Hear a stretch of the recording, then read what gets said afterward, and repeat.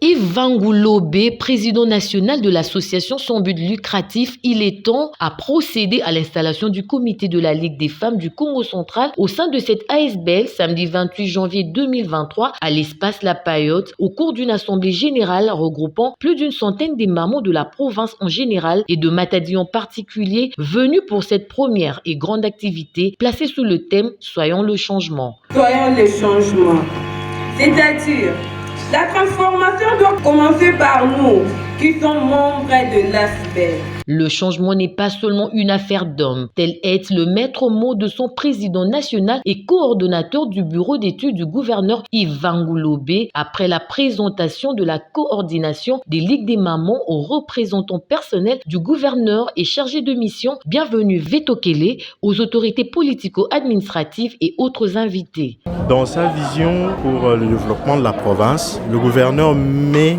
la femme au centre de ce développement. Parce que vous êtes sans ignorer que la femme est le moteur des activités économiques au Congo central, à 70%. Il serait important au niveau de notre ASBL d'avoir des mamans qui, à travers leur expertise ou bien leur domaine, influenceraient positivement les autres femmes à pouvoir renforcer leurs capacités et aussi à être le changement que nous cherchons à avoir pour la province. De cette manière, elles pourront être l'extension de la vision du gouvernement.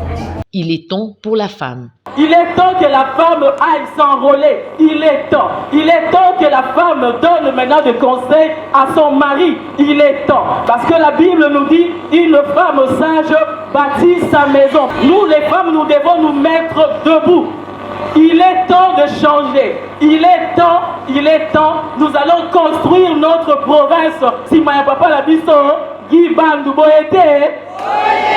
Alors j'encourage vraiment l'équipe qu'on puisse aller de l'avant pour soutenir notre province, pour soutenir notre commune, la maman dans la chose publique. Pour nous, je dirais des leaders déjà qui existent, nous avons l'obligation de les encadrer. Nous avons besoin de former des personnes. Nous avons besoin de former des femmes fortes.